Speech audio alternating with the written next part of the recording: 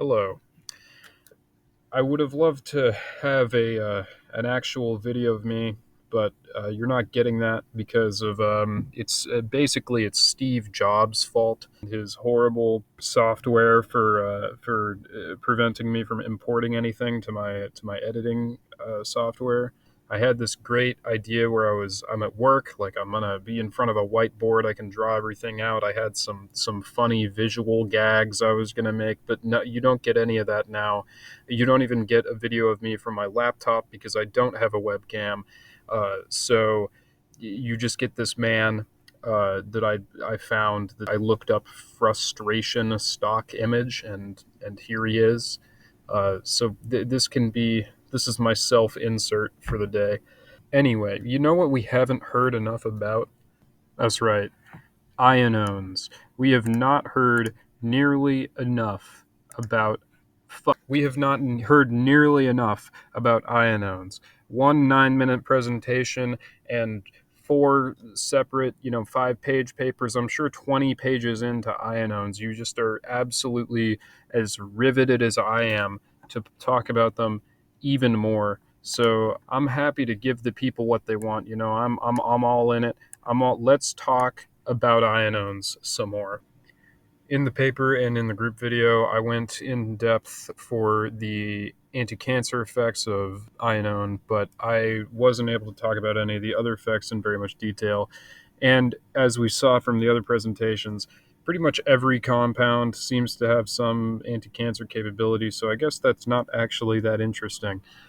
So in this video, I'm going to talk about the anti-inflammatory effects of ionone, and I'll talk about the antimicrobial effects of ionone.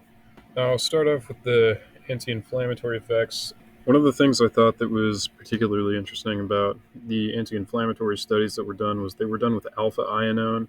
Alpha ionone is really understudied compared to beta ionone. It's known to be an analog for vitamin A, but it is also less pharmacologically active than beta ionone, so there's not as much information about it.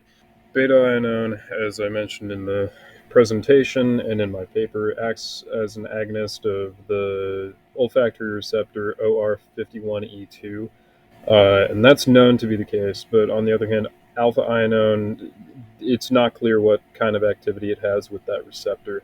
Some studies have suggested that alpha ionone also acts on OR51E2, but others have found that alpha ionone has no effect on it whatsoever, and that it actually is an inhibitor of the beta ionone induced activity.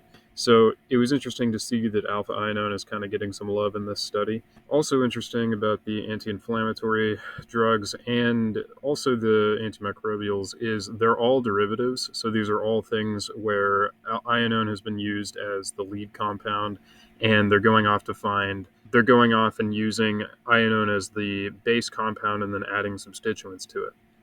Okay, I'm switching to not paint. I'm switching from paint to slides because paint makes me want to rip my goddamn fingernails off when I try to import any image to it without ruining the entire screen. So here we are.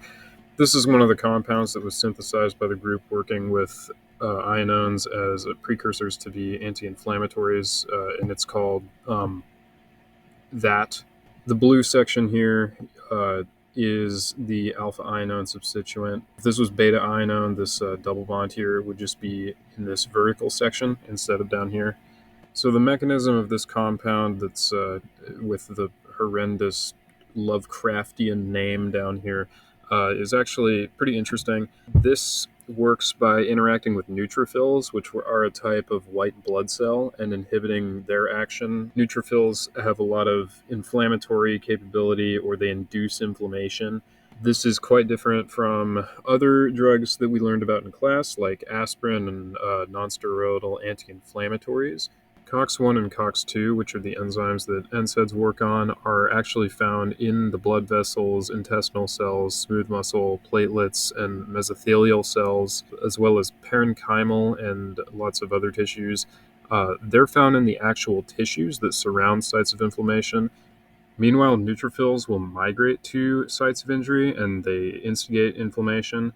They're doing a lot more than just causing inflammation. They're white blood cells, they're immune cells, so they're doing a lot of immune functions. They're fighting off infection and working to kill microbes and such that might get into the body. The nice thing about this compound is it seems to only inhibit the white blood cells' inflammatory capacity, but it still leaves neutrophils able to fight off infection with no negative side effects. It's interesting that this drug attacks neutrophils directly because the difference in mechanism of action will let this be effective in cases where NSAIDs and other drugs might not necessarily work. So it's nice to have just as another drug in the toolbox. Oh my god. That was me trying to stand up and smashing my knee into the table.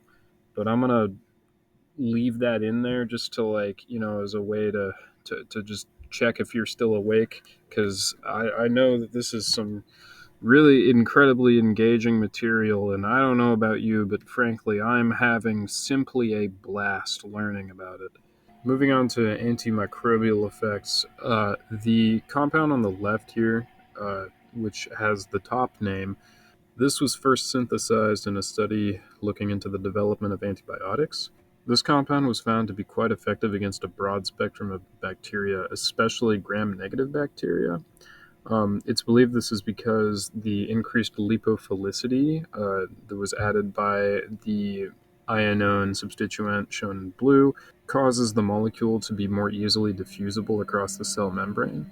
And this is something that's particularly important when working with gram-negative bacteria because they have a double cell membrane separated by a thin wall of peptidoglycan. Because of the aromatic, the high hydrophobicity, and the small size of ionone, it's been considered a good molecule to it's been considered a good lead molecule for developing other antibiotics because that's very important for getting a compound into a microbe so that it can deliver its payload. Another compound that was developed on the right side here, this was from the same study.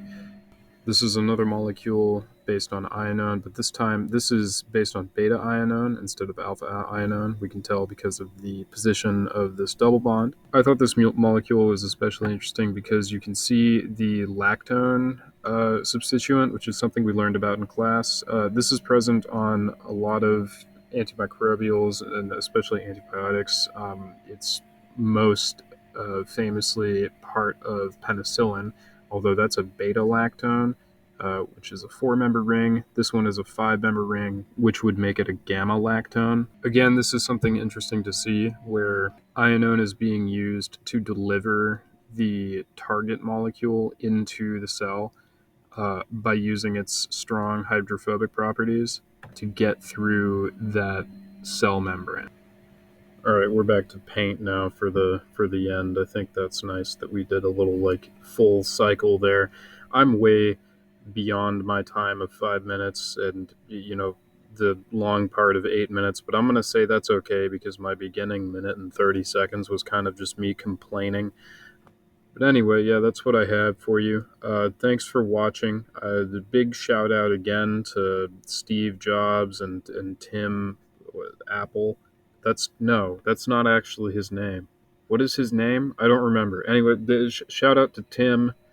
Uh, I hate Apple software. It's terrible to work with. Don't ever do it. iMovie doesn't even work 90% of the time. Um, I'm exhausted. This is my video. Thanks. Later.